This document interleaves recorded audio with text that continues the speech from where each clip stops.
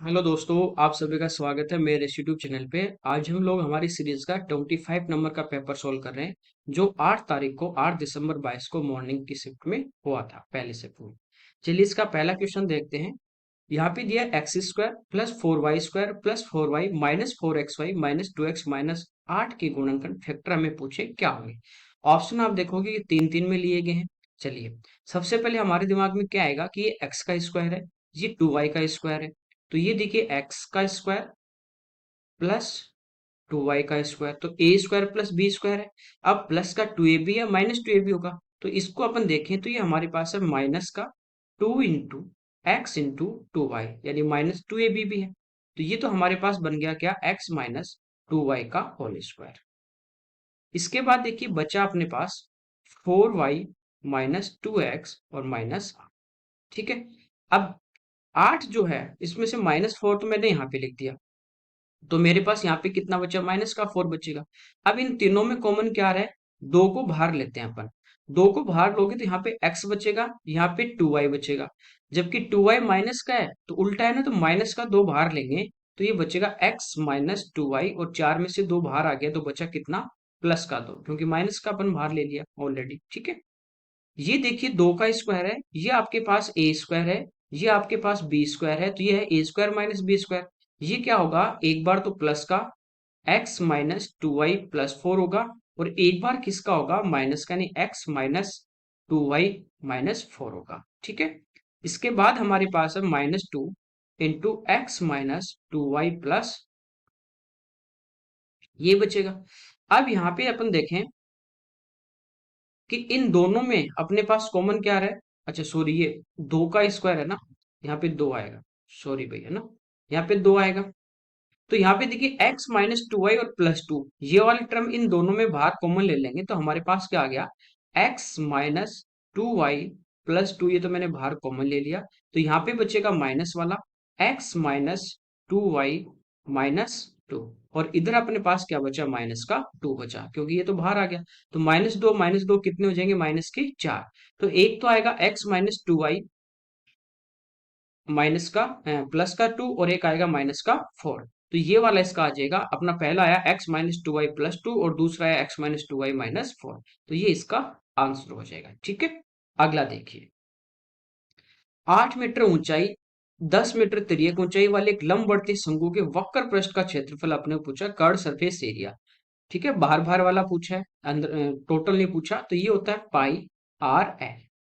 तो पाई आर का मान आपके पास दिया है यहाँ पे, आर का मान नहीं, आर देखिए क्या हो जाएगा, ये ऊंचाई आपके पास 8 है, ये एल आपके पास 10 है, ये इसकी रेडियस होगी। तो ये देखिए क्या है अपने पास, 2 गुना 4, ये 2 गुना 5, तो ये कितनी हो जाएगी, 2 गुना 3 यानी 6। तो इसकी रेडियस 6 है, और एल अपने को दिए 10, तो ये हो जाएगा 60 पाई इसका आंसर।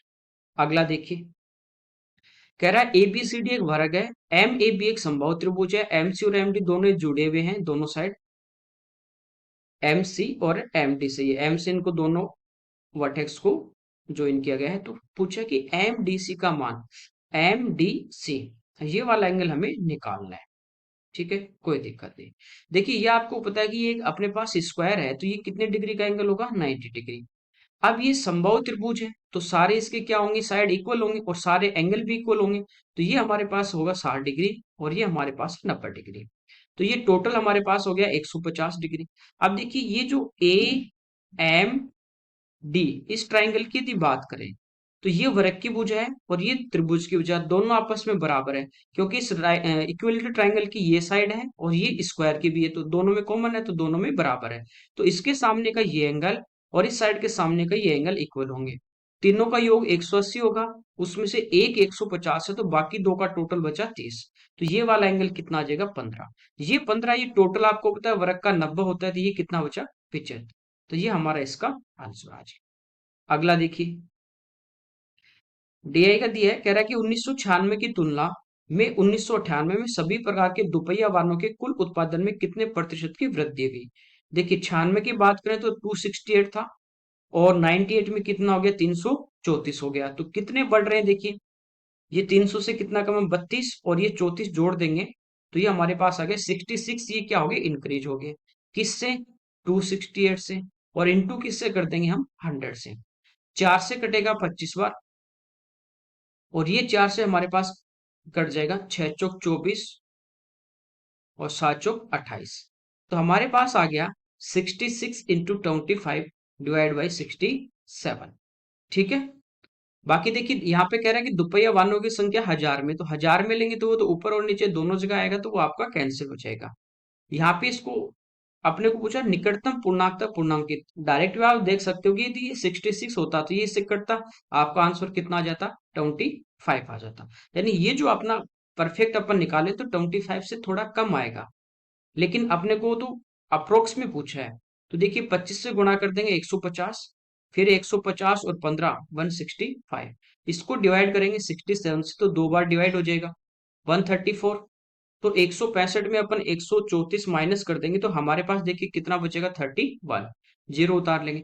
अब यदि अपन इसको 5 से गुणा करें तो 6 पंजो 30 300 और 7 पंजो 35, ज्यादा जा रहा है तो 6 बार तो नहीं जाएगा, 4 बार जाएगा। ठीक है। तो 4 बार देखिए 6 चौक 24 240 और 28 268, ये माइनस कर देंगे। यहाँ पे बचा 32 और 10 42, पॉइंट लगाया जीरो उतार लिया। ठीक है। अब देखिए 7 बार लें तो 7 गुना 6 42 यानी 420 आएगा, तो 7 बार नहीं जाएगा, भाग कितने बार जा रहा है, 6 बार। निकटतम पूछा है तो ये 24.5 से बड़ा आ रहा है ना, तो इसको नेक्स्ट डिजिट पे लेके जाएंगे तो इसका आंसर हो जाएगा 25%। अगला देखिए यहाँ पे कह रहा है ए समान समय में अंतराल पर बी का पीछा करता है, यानी टाइम की सेम की बात कर रहा है। समान समय में ए 8 बार कूदता है जबकि बी 6 बार कूदता है, लेकिन ए द्वारा 7 कूदों में तय की गई दूरी ठीक वही है जो बी द्वारा 5 कूदों में तय की गई दूरी है। देखिए इसका डायरेक्ट आप यूं कर सकते हैं और फिर मैं बेसिक भी बता दूंगा। यहाँ पे जंप की बात करें तो ए जितनी बार में 8 कूदता है उतनी बार में बी कूदता है 6। इसके बाद आपको डिस्टेंस लेनी है, ए की 7 कूद की डिस्टेंस और बी की 5 की इक्वल है। इसके बाद हम इनको क्रॉस मल्टीप्लाई कर देंगे, 8 गुना 5 40 और 7 गुना 6 42, रेशियो लेंगे तो 2 से कटेगा 20 बार, 2 से कटेगा 21 बार, ये इसका आंसर आ जाएगा। ठीक है। दूसरा बेसिक से अपन देखें, ए द्वारा 7 कूदों में तय की गई दूरी वही है। देखिए मान लीजिए ए है, जो वो 7 जंप करता है ना उसमें डी डिस्टेंस कवर करता है। कितनी डिस्टेंस कर रहा है, डी डिस्टेंस वो कवर करता है। आप एक्स वाई कुछ भी मान लीजिए, ये इसकी 7 कूद की दूरी है डी, तो ठीक वही होगी किसकी, बी की 5 की। तो ये ए की 7 कूद की दूरी कितनी है, डी, तो एक जंप करेगा तो वो कितनी दूरी कवर करेगा, डी अपॉन 7, ये ए की बात कर रहा हूं। बी है वो 5 कूद में डी कवर कर रहा है तो एक जंप में कितनी करेगा, डी अपॉन 5। ठीक है। अब ये कह रहा है कि ए जो है ये 8 बार कूदता है, तो 8 बार में कितनी दूरी कवर करेगा, एक जंप की डी बटे 7 है तो 8 बार की 8 से गुणा कर देंगे तो ये आ जाएगा 8d अपॉन 7। और ये 6 बार कूद रहा है तो ये आ जाएगा 6d अपॉन 5।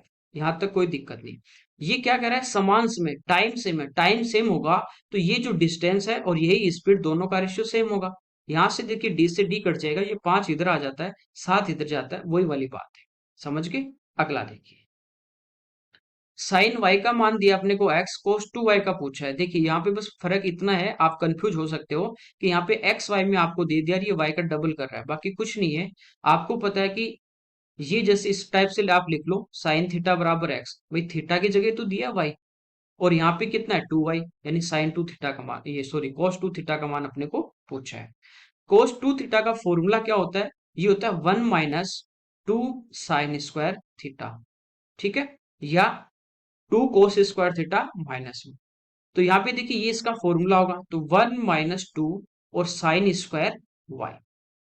साइन अपने को दिया कितना एक्स, और स्क्वायर करेंगे तो एक्स स्क्वायर हो जाएगा, तो आंसर आ जाएगा 1 माइनस 2x स्क्वायर। ठीक है। अगला देखिए ए बी के अंदर, ए बी ओ केंद्र वाले वर्त का व्यास है, ये इसका अपने पास डायमीटर दिया है, और ओ इसका क्या है, सेंटर है। अब अपने को कह रहा है यदि पी वर्त पर एक बिंदु है, एंगल ए ओ पी 110 है, ये यहाँ पे पी पॉइंट है, और ये जो एंगल है पूरा ये अपने को दिया 110, ये ओ बी पी का माप पूछा है, ओ बी पी, इसको मिला देते हैं। देखिए ट्राइंगल अपन ओ बी पी की बात करें तो इसमें ओपी और ओबी दोनों बराबर हैं। क्यों बराबर हैं, क्योंकि दोनों वर्त की त्रिज्या है। तो इसके सामने का ये एंगल और इसके सामने का ये एंगल दोनों होंगे बराबर। ये 110 है तो स्ट्रेट एंगल आपको बताया ये होता है 180, तो ये बचा 70। तो इन दोनों का टोटल बचा अपने पास 110, दोनों बराबर है तो कितने कितने के होंगे, 55 55 के। अगला देखिए, ए प्लस बी का होल स्क्वायर माइनस ए माइनस बी का होल स्क्वायर, डायरेक्ट फॉर्मूला पूछा है, आपको पता है ए स्क्वायर बी स्क्वायर वाली टर्म कैंसिल होंगी, इधर 2ab इधर भी 2ab, यानी कितना आ जाएगा, 4ab आ जाएगा। नेक्स्ट है, एक दुकानदार 7% हानि पे कपड़ा बेचने का विज्ञापन करता है लेकिन वास्तव में 1 मीटर लंबाई के गलत स्केल का उपयोग करके 24% का लाभ कमाता है। तो 1 मीटर स्केल के स्थान पे कितनी लंबाई का उपयोग कर रहा है, देखिए 7% की बात करें तो ये हो गया 7/100। ये कह रहा है कि इसकी कॉस्ट प्राइस तो 100 है, लेकिन ये एडवर्टाइजमेंट कर रहा है कि मैं ना 7% हानि पे बेच रहा हूँ, 7 रुपए का लॉस खा रहा हूँ, तो बेच कितने में रहा है, 93 में। फिर जितना वो गलत है, जैसे 1000, ये 100 मीटर की जगह मान लीजिए 50 मीटर नाप रहा है, तो हम यहाँ पे कॉस्ट लेते हैं उसकी कितनी है, 50, और दे कितना रहा है, 100 रुपए में, तो यहाँ पे लेते हैं, ठीक है। उसके बाद सक्सेसिव लगा देते हैं तो हमारे पास प्रॉफिट आ जाता है। प्रॉफिट इसने कहा 24%, यानी 24/100, 4 से कट जाएगा 6 बार, 4 से कटेगा 25 बार, यानी इसकी कॉस्ट 25 होगी और 6 का इसको लाभ होगा, तो बेचेगा कितना, 31। ये सीधा सीधा जो आप अपन हम लोग क्वेश्चन करते हैं, सक्सेसिव लगाते हैं जहां पे कम तोलता है, इसी टाइप से करते हैं। ओवरऑल प्रॉफिट दिया है तो ये यहाँ पे लेते हैं, ठीक है। अब देखना कुछ भी नहीं है इस क्वेश्चन में, यहाँ पे कितना चाहिए, 25, यहाँ पे कितना चाहिए, 31, यहाँ पे है कितना, 93 है, और ये 31 है, यानी 93 में 3 का भाग देंगे तब आएगा। तो 3 का भाग देंगे तो इधर मेरे को चाहिए एक तो 3, तो 3 का भाग दूंगा, तो ये इधर देखिए 3 से कटेगा कितनी बार, 31 बार। ये यूं का यूं, ये यदि यूं का यूं आएगा तो इधर ये 100 हमें को कैंसिल करना पड़ेगा, तो इधर 100 लेंगे, तो ये 100 से 100 कट जाएगा। अब ये 31 की बात तो कंप्लीट होगी, लेकिन यहाँ पे 25 भी है, तो इधर 25, यानी इधर 75 होगा, इधर 100 होगा, सिंपलीफाई करेंगे 100 से 100 कटेगा, और ये 75 है तो 3 से 75 कटेगा 25 बार, और ये कटेगा 31 बार, तो हमारे पास ये आ गया। यानी 100 सेंटीमीटर यदि होगा तो उसकी जगह वो दे कितना रहा है, 75, बस यही हमें पूछा है, ठीक है। अगला देखिए, बी स्मारकों की संख्या 30, डी स्मारकों की संख्या से अनुपात 150, तो ये देखिए 5 गुना ही है, तो आ जाएगा 1:5। अगला देखिए, m और n दो धनात्मक वास्तविक संख्याएं, 9m² प्लस n स्क्वायर बराबर 40 है, m इंटू n 4 है। देखिए m और n 4 है, 4 के गुणनखंड करोगे तो 1 और 4 हो सकता है, और 2 और 2 हो सकते हैं। एक बार आप डायरेक्ट वैल्यू से देख लो, आ जाए तो ठीक है, नहीं इसका फॉर्मूला तो हमें लगाना ही है। 3m प्लस n का मान पूछा है, तो इसका होल स्क्वायर करोगे तो ये वाली टर्म आपके पास आ जाएगी, कोई दिक्कत नहीं है। अब यहाँ पे अपन यदि 1 और 4 लें, 1 लेते हैं तो 9 और 4 का स्क्वायर 16, नहीं आ रहा टोटल 40, या ये ले 4 का स्क्वायर 36 को 9 से गुणा करेंगे, नहीं। 2 लेते हैं तो 2 का वर्ग 4, 9 चौक 36, और 2 का वर्ग 4, 40, सेटिस्फाई कर रहा है। तो m की जगह 2 होगा, n की जगह 2 होगा, तो 3 दूनी 6 और 2 8 आपका आंसर आ जाए। अगला देखिए, एक मिश्रण में दूध और जो पानी है, मिल्क और वाटर है, उनका रेशियो हमें दिया गया है 5:3। कह रहा है 7 लीटर पानी मिलाने पे दूध और पानी का अनुपात हो गया अब 1:2। मिक्सचर में दूध की मात्रा हमें पूछिए, देखिए क्या मिला रहे हैं, पानी। तो मैंने आपको पढ़ाते टाइम बताया था, ये टॉपिक जब किया था, कि जो चीज आप ऐड कर रहे हो उसको छोड़ दीजिए, बाकी का रेशियो सेम होना चाहिए, क्योंकि दूध तो चेंज नहीं हुआ है। यहाँ पे 5 है, यहाँ पे 1 है, तो इसको 5 बनाने के लिए हम 5 से गुणा कर दोनों साइड, तो मिल्क देखिए 5 5 हो गया। वाटर पहले 3 था, अब यहाँ पे कितना हो गया, पानी की बात करें तो ये हो गया 10। कितना बढ़ रहा है, रेशियो में 7, एक्चुअल में भी कितना बढ़ रहा है, 7, तो 7 का मान 7 है, तो 1 यूनिट का मान आ गया 1। हमें पूछा है दूध, वो कितना था, 5, तो 1 का मान 1 है, तो 5 का मान 5 हो, ठीक है। अगला देखिए, यहाँ भी एक टेबल वाला आपको दिया है, कह रहा है वाई का कुल उत्पादन, ये है वाई, जेड के कुल उत्पादन का कितना प्रतिशत है, तो इन सबको ऐड कर लेंगे, 18 और 13, ये हो गया 31, 31 और 17 48, 48 और 8 56, यानी वाई में टोटल है अपने पास 56। तो कह रहे हैं जेड की कुल उत्पादन का कितना परसेंटेज है, तो 56 है, बेस में क्या आ जाएगा अपने पास, जेड, इनको ऐड कर देंगे, तो ये हो गया 33, और ये हो गया 45, 45 प्लस 19, ये हो गया 64, इंटू कर देंगे 100 से, 4 से कट जाएगा, ठीक है, 16, और ये 4 से कट जाएगा अपना 14 बार, 2 से 7, 2 से, फिर 4 से 2 बार और 4 से 25, तो ये आ गया 175 डिवाइड बाई 2, तो ये आ जाएगा अपने पास 87.5, ये इसका आंसर आ जाएगा। अगला देखिए, यहाँ पे कह रहा है ए प्लस बी बराबर सी है, तो ten A plus ten B plus ten C का मान क्या होगा। यदि आपने ये पहले क्वेश्चन किया हुआ है तो आप डायरेक्ट इसको टिक कर सकते हैं। और बाकी हम इसको सोल्व कैसे करेंगे, दोनों साइड में टेन ले लेंगे, तो इधर हो जाएगा टेन ए प्लस बी बराबर हो जाएगा टेन सी। बस इसका फॉर्मूला लगाना है। टेन ए प्लस बी होता है ten A plus ten B upon 1 minus ten A ten B बराबर हमारे पास है टेन सी। अब इनको क्रॉस मल्टीप्लाई कर देंगे, ठीक है। तो यहाँ पे देखिए, ten A plus ten B 1 से इंटू करती है तो हो जाएगा ten A plus ten B equal to 1 को टेन सी से करेंगे तो ten C minus ten A ten B और टेन सी। हमें पूछा ten A ten B ten C का मान, तो इसको इस साइड में लेके आएंगे तो ये पॉजिटिव हो जाएगा। ये दोनों टर्म आगे जाके माइनस की होंगी, तो आंसर आ जाएगा ten C minus ten A ten B. ठीक है। हो सकता है आपको ए बराबर बी प्लस सी दे दे, तो जो सिंगल है ना वो पॉजिटिव है, बाकी क्या हो जाते हैं, नेगेटिव हो जाते हैं। अगला देखिए, यहाँ पे कह रहा है तीन संख्याएं हैं अपने पास 105 335 465, कह रहा है कि इनका एचसीएफ क्या होगा, हाईएस्ट कॉमन फैक्टर निकालना है। तो इस टाइप का क्वेश्चन आ जाए तो आप डायरेक्ट ऑप्शन से कीजिए, ज्यादा बेटर रहेगा। देखिए, सब में लास्ट का यूनिट डिजिट 5 है, तो 5 का भाग तो जाएगा ही जाएगा, ठीक है। तो अब देखिए, बाकी ऑप्शन जो है उनमें 5 का यदि मल्टीपल होता, मान लीजिए 15 होता, 25 होता, तो हम चेक करते हैं कि 5 से बड़ा भी कोई कॉमन है क्या। तो बाकी तो आपको देखिए प्राइम नंबर दिए, 5 जिसमें दिया ही नहीं है, तो बाकी तो हो ही नहीं सकते, तो इसका आंसर क्या आ जाएगा, 5 आ जाएगा। अगला देखिए, डीआई का दे रहा है, कह रहा है 2019 में संगठन में कार्यरत लेखाकारों की कुल संख्या, 2019 की बात कर रहे हैं, लेखाकार ये है अपने पास, जिससे 15 में 35 आए, छोड़ के कोई नहीं गया, तो 35 के 35 से आगे रहेंगे। फिर 16 में देखिए 26 तो नए आए लेकिन 16 चले गए, तो यहाँ पे बचे कितने, 10। 17 में 15 आए, 5 चले गए, तो बचे कितने, 10। 18 में 20 आए लेकिन 38 चले गए, तो 20 तो ये चले गए, बाकी ये 18 पहले वाले में से चले गए, ठीक है। यहाँ पे देखिए 14 आए और 24 चले गए, तो 14 ये खुद ही चले गए, और ये 10 को और ले गए साथ, तो माइनस 10 हो जाएगा, तो 10 से 10 कट गया।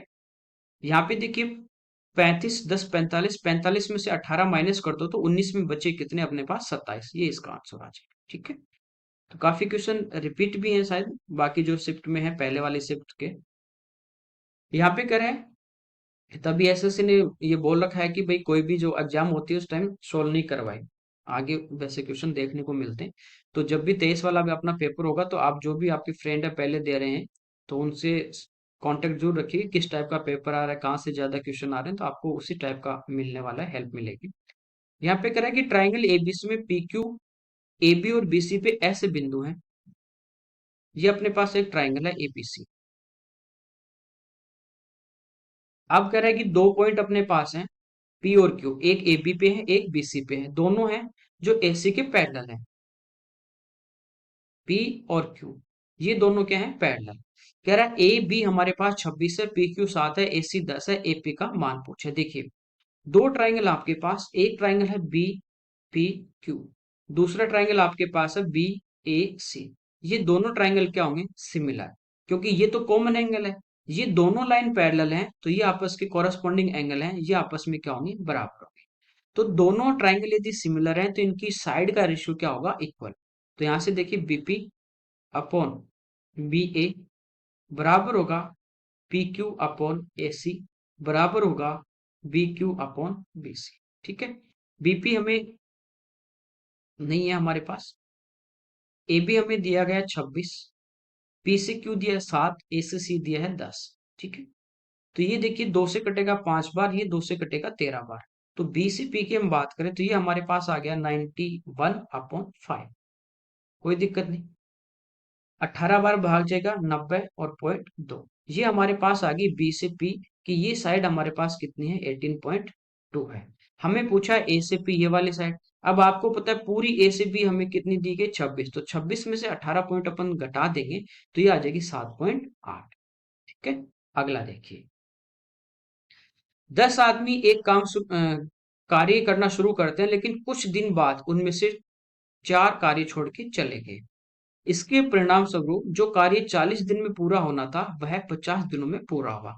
कार्य शुरू होने के कितने दिन बाद चारों आदमी काम छोड़ के चले गए? देखिए, स्टार्टिंग में कितने आदमी काम कर रहे थे? 10 आदमी काम कर रहे थे। अब ये कुछ टाइम बाद छोड़ के चले गए। ठीक है। अब हमें नहीं पता कितने दिन बाद के, मान लीजिए टी टाइम बाद, टी समय बाद ये छोड़कर चले गए। ठीक है। तो इन्होंने काम दिन किया? टी दिन किया। काम कितने दिन का था? 40 का। तो अब इनके लिए रिमेनिंग जो वर्क होगा, रिमेनिंग वर्क, वो कितने दिन का बचा हुआ? यदि 10 ही आदमी काम करते तो ये इनके लिए बचता 40 माइनस टी दिन का। 4 छोड़ के चले गए, बचे कितने? 6। तो अब ये रिमेनिंग वर्क को कितने दिन में कर रहे हैं? कह रहा है कि पूरा काम 50 दिन में हुआ, तो 30 में बाद ये चले गए थे, तो पूरा काम यानी इन्होंने बचा हुआ काम कितने दिन में किया? 50 माइनस टी दिन में किया। ठीक है। बस इनको आपस में मल्टीप्लाई करना है, बाकी कुछ नहीं, ये तो सेम ही है। तो 10 को 40 से गुणा करेंगे 400 माइनस 10 टी बराबर आ जाएगा 300 माइनस 6 टी। तो 10 टी इधर आ जाएंगे, प्लस के माइनस के 6 तो बचे 4 टी बराबर 300 इधर आके घटा देंगे तो बचेंगे 100। तो टी का मान हमारे पास आ गया 25, यानी 25 दिन बाद वो छोड़ के चलेंगे। ठीक है। अगला देखिए, कह रहे एक निश्चित समय अवधि में एक राशि 5% वार्षिक साधारण ब्याज की दर से स्वयं की दोगुना होगी। जैसे 1 रुपया था तो कितना हो गया? 2। यदि उतनी ही राशि उतनी ही अवधि में, सेम टाइम की बात कर रहा है, स्वयं की 5 गुना हो जाती है, यानी 1 से कितना हो गया? 5। यहाँ पे ब्याज 1 है, यहाँ पे ब्याज कितना है? 4। तो ब्याज की दर क्या होगी? देखिए, टाइम सेम है। ठीक है। आपको पता है कि सिंपल इंटरेस्ट में जो कंबाइंड रेट होती है हमारे पास, कंबाइंड रेट वो होती है आर इंटू टी। रेट और टाइम को हम मल्टीप्लाई करते हैं। यहाँ पे रेट आपके पास 5% थी। ठीक है। एक निश्चित समय था, मान लीजिए टी समय था, तो इसमें ब्याज कितना होगा? 5 टी होगा।